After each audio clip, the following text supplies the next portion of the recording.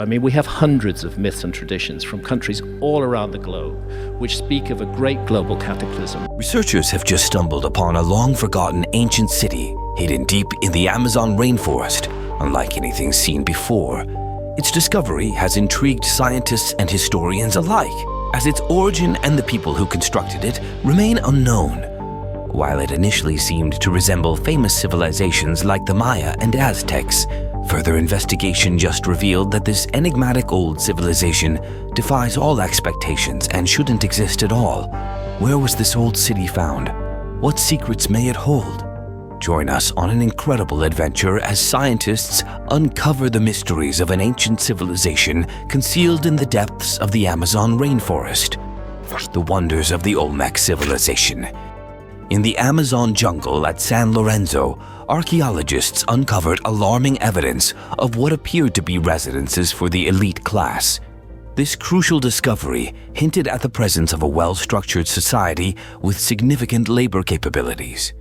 The city's layout, centered around a central axis, suggested strategic planning and organization. The existence of distinct areas specially designated for ceremonies and residential living further indicated a fancy urban arrangement, possibly reflecting the social class structure within the Olmec civilization. Initially, scientists thought it was owned by either the Aztecs or the Maya because they were the popular tribes, but they found out it was a group called the Olmec, which was in existence before them. Some of the mind-blowing discoveries found were that the rich civilization had huge stone heads and cool stone buildings, which were some of the very first hints found.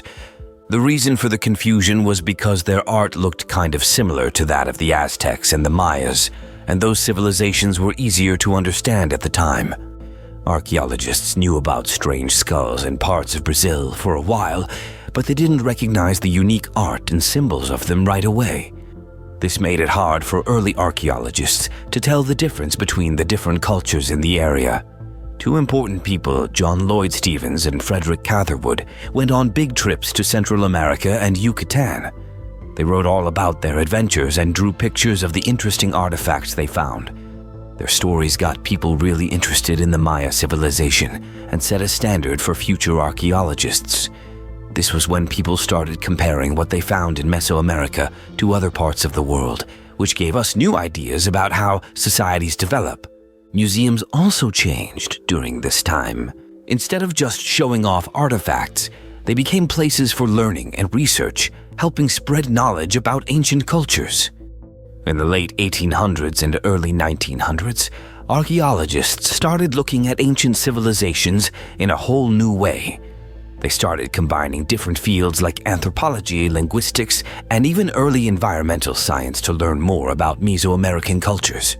One fascinating story from this time is how people figured out that the giant stone heads were super important to the Olmec civilization. These heads, some as tall as 9 feet and weighing tons, were a big mystery. They were thought to be from the first advanced civilization in Central America, with unique features like flat noses and helmet-like headgear. But no one knew for sure what those helmets were for. The first person to really recognize how special these heads were was José Melgar Sano in 1862, when he found one in Veracruz, Mexico. He thought it looked Ethiopian, showing how people's ideas were influenced by the times they lived in. Even though Melgar's discovery was a big deal, people didn't realize how important it was at first. People saw those heads as strange things, not as important pieces of history. It was like trying to solve a puzzle without all the pieces.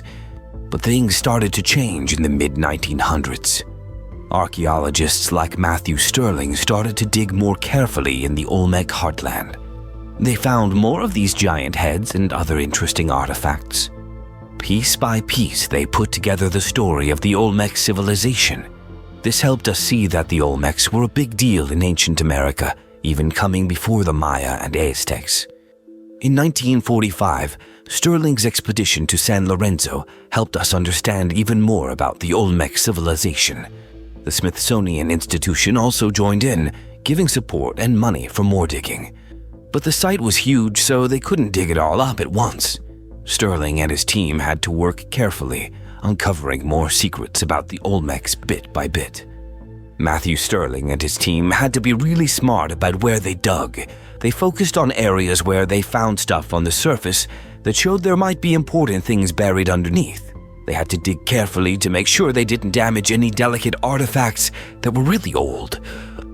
As they cleared away the jungle and dug into the ground, they weren't just finding old stuff. They were putting together the whole story of the Olmec civilization. Every little thing they found, whether it was a pottery shard or a big stone, added to our understanding of these ancient people.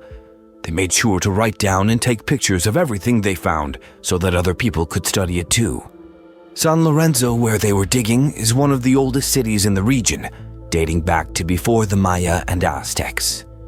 Thanks to things like radiocarbon dating, we now have a clearer picture of what life was like for the Olmecs back then. They found all kinds of awesome artifacts at San Lorenzo, like jade figurines and pottery, which showed how they traded with other cultures and what their daily lives were like. Finding big structures like platforms and buildings also helped us understand how they lived and organized their society. The story of how people settled in the Americas is way more complicated than we thought. With all the exploring and claiming land going on, people got really interested in the mysteries these old societies held. Not much is left of the old North American buildings. Over 90% of them are completely gone, and the few that remain have mostly been broken or ruined by vandals. Institutions in Europe and the United States, like museums and universities, saw how important it was to learn about these native cultures, like La Venta. So they started paying for trips to dig up artifacts and study the history and culture of these ancient folks. It went from just digging for treasure to being a serious science where archaeologists carefully dig up findings and study them. The fascinating history of La Venta. In the 1950s, the archaeological focus shifted to La Venta, another Olmec site located in Tabasco, Mexico. This transition marked a crucial phase in discovering the mysteries surrounding the Olmec civilization. Regarded as one of the earliest complex societies in Mesoamerica, the Olmecs attracted renewed interest from archaeologists like Philip Ducker and Robert Heiser. These scholars employed advanced methodologies and interdisciplinary approaches to examine deeply the secrets of the site, offering a more comprehensive understanding of this mysterious ancient civilization. La Venta prospered from around 900 to 400 BCE, a time when the Olmec civilization reached its peak in cultural and artistic accomplishments. During this period, the Olmecs excelled in architecture, art, and city planning, influencing later Mesoamerican cultures.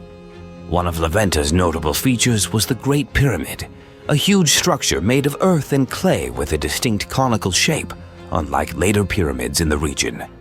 This unique design showcased the advanced engineering skills and organizational abilities of the Olmecs. The Great Pyramid, along with other structures at La Venta, was carefully aligned with celestial bodies, indicating the Olmecs' sophisticated understanding of astronomy and suggesting the site's significance for ceremonies and culture. As archaeologists excavated La Venta, they uncovered not only impressive architectural achievements, but also a wealth of artifacts, including the iconic colossal heads carved from basalt. These heads, thought to represent rulers or important figures in Olmec society, along with intricately carved altars, provided insights into the civilization's myths and rituals. South of the Great Pyramid, there's Complex B. While Complex A was mainly for important people, Complex B seems to be for everyone. It has a big open area called a plaza where lots of people can gather. This plaza is next to the Great Pyramid and has platforms on one side and a big raised area called the Sterling Acropolis on the other side. The plaza is huge, about 400 meters long and over 100 meters wide, with a small platform in the middle. Researchers think that the platforms around the plaza were like stages where special events or plays happened for the people in the plaza to watch. These events probably had to do with the altars, statues, and other special stones around the plaza. Some of these stones, like Colossal Head 1, were huge and put in places where lots of people could see them and understand their message. Furthermore, La Venta revealed complex burial sites and offerings, such as serpentine mosaic pavements shedding light on the Olmec's funeral practices and religious beliefs. These discoveries have been crucial in understanding the social structure, religious practices, and artistic accomplishments of the Olmec civilization, greatly influencing the field of Mesoamerican archaeology. However, preserving La Venta poses challenges due to the tropical climate and human activities, highlighting the importance of ongoing research and conservation efforts. The exploration of La Venta in the 1950s marked a turning point in understanding the depth and complexity of the Olmec civilization, laying the groundwork for future studies. It ensures that the legacy of this pivotal culture in Mesoamerican history is not only appreciated, but also safeguarded for future generations. La Venta is perhaps the largest Olmec city, and it was controlled and expanded by an extremely complex hierarchical system with a king as the ruler and the elites below him. Priests wielded significant influence with words that meant life and death, likely extending into political matters. While details about Olmec politics and society are scarce, artifacts found at La Venta suggest signs of social status, like depictions of individuals adorned with feathered headdresses or mirrors. These items were symbols of authority used by the elite to reinforce their power. It's estimated that La Venta had a population of around 18,000, though the lack of preserved skeletons makes it challenging to understand burial practices. Nonetheless, the construction of colossal heads and other labor-intensive features indicates control meted out by the elite over the lower classes. Excavations hint at spatial divisions within the city, indicating the presence of social classes and disparities. The way things were set up at La Venta, like the mounds, platforms, and big statues, made it a special place for both civil and religious purposes. According to Rebecca Gonzalez-Locke, it's one of the earliest places where buildings and sculptures were used to share big ideas with a lot of people. Graham Hancock's secrets of the Maya civilization were revealed in his captivating theories. What could they be? The Great Mayan Tribe. The Maya civilization, known for its mysterious brilliance, has fascinated people for centuries. Their deep understanding of astronomy, especially their connection to the Milky Way, showcases their remarkable intellectual abilities. Graham Hancock, an explorer of ancient mysteries, suggests intriguing theories that challenge conventional history. One of the most famous aspects of Maya culture is their calendar, particularly the Long Count calendar, which tracked a cycle of over 5,000 years with incredible precision. This calendar wasn't just a way to keep time, it reflected a complex understanding of celestial cycles, intertwining the Maya's daily lives with the cosmos. Hancock proposes that this precision hints at knowledge inherited from an older, now lost civilization. The grandeur of Maya structures, like the pyramid at Chichen Itza, further highlights their astronomical expertise. During the equinoxes, the play of light and shadow on the pyramid creates the illusion of a serpent slithering down, showcasing the Maya's mastery of celestial alignments. Overall, the Maya's grounded understanding of astronomy suggests a connection to a much older civilization, opening up new possibilities for understanding their culture and history. According to Hancock, the Maya's architectural wonders are more than just buildings. They are celestial maps, which show an advanced understanding of the cosmos.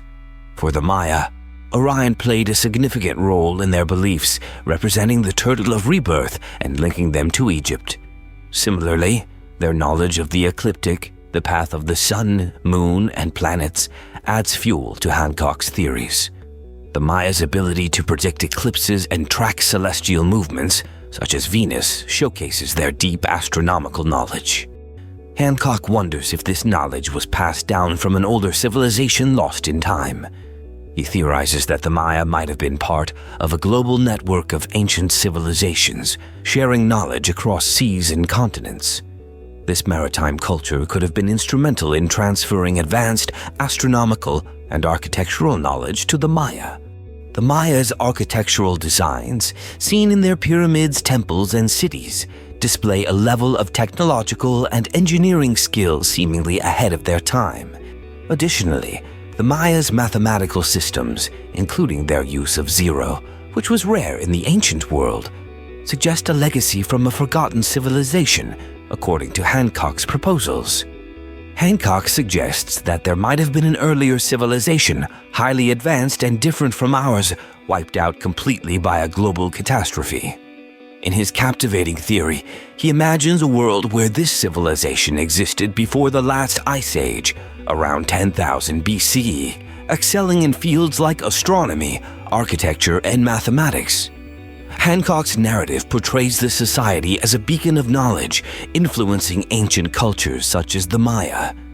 According to Hancock, this advanced civilization faced a catastrophic end, possibly due to a comet impact or massive flood. Despite the devastation, some survivors managed to preserve their knowledge and spread it to other, less advanced societies.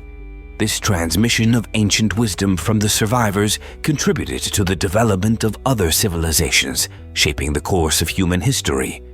In essence, Hancock's theory challenges traditional narratives and offers a thought-provoking perspective on the potential existence of an ancient, advanced civilization lost to time.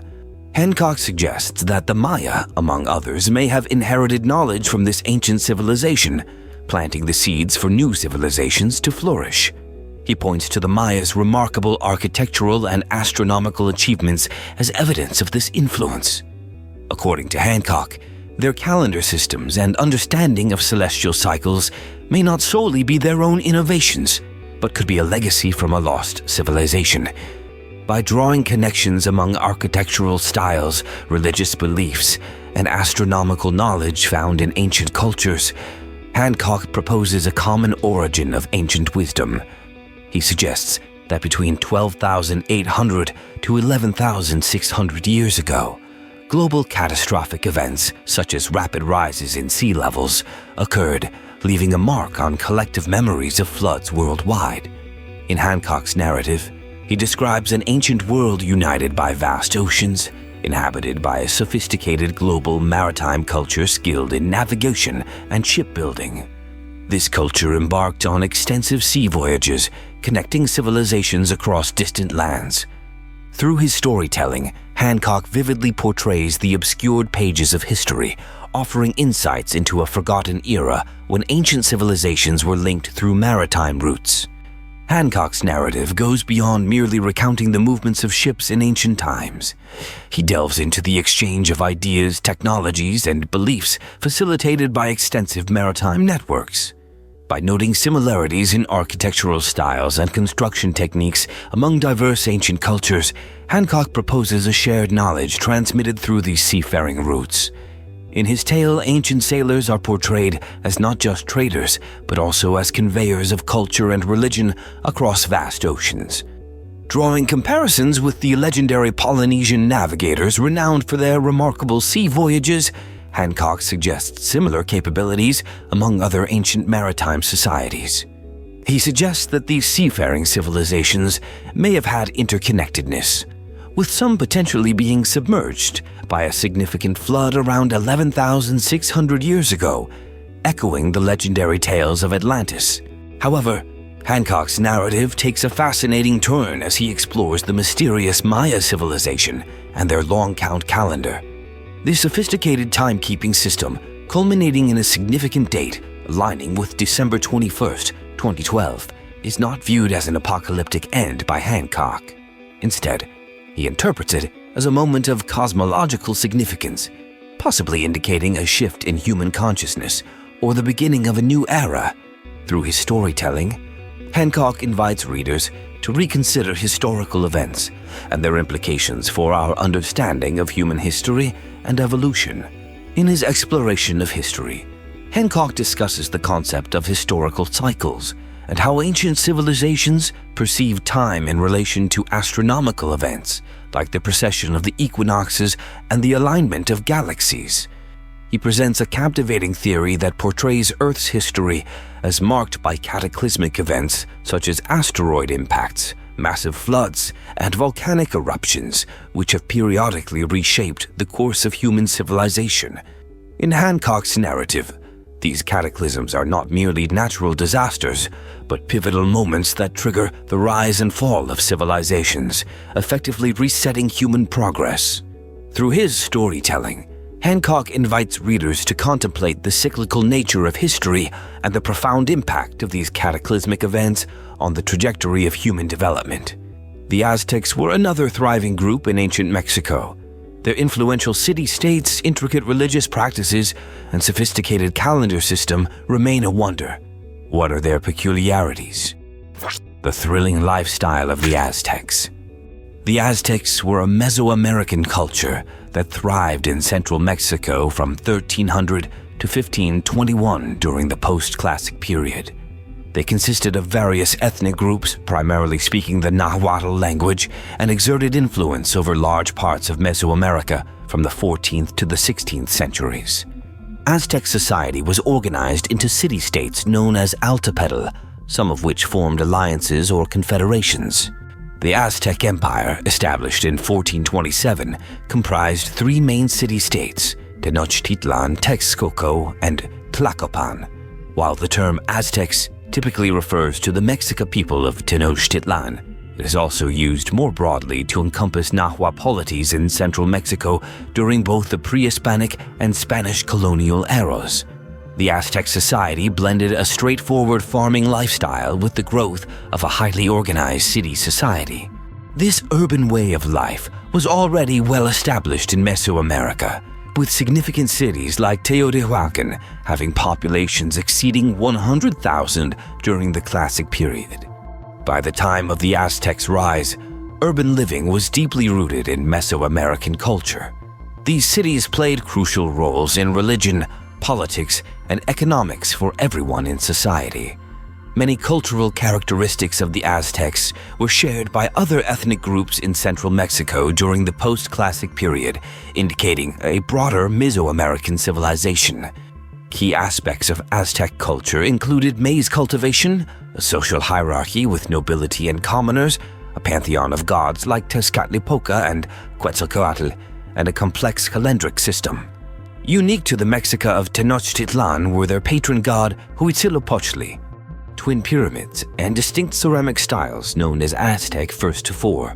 From the 13th century onward, the Valley of Mexico became a hub of dense population and the emergence of city-states. The Mexica people, arriving later in the valley, established the city-state of Tenochtitlan on small marshy islands in Lake Texcoco.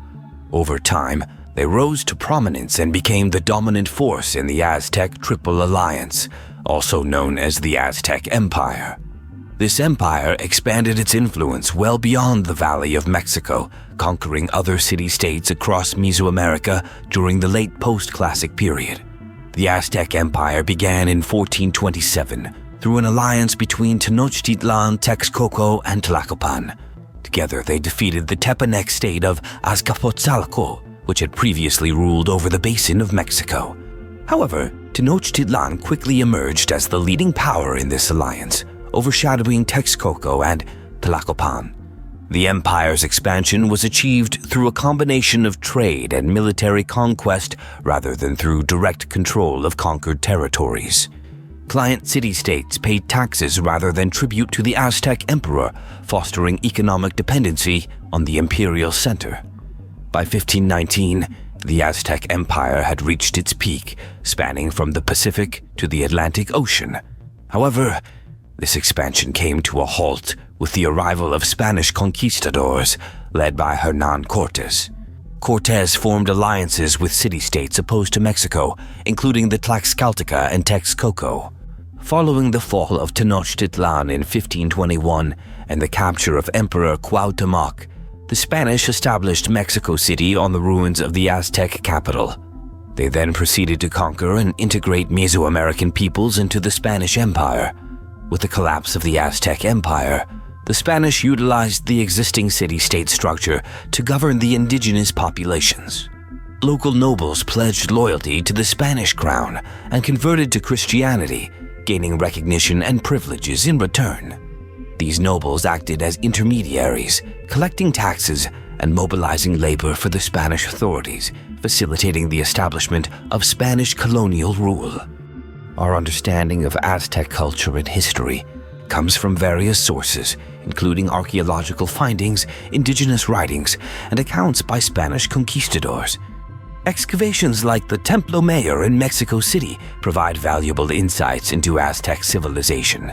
Additionally, first-hand observations by figures like Cortés and Bernal Díaz del Castillo offer glimpses into Aztec society during the time of the Spanish conquest.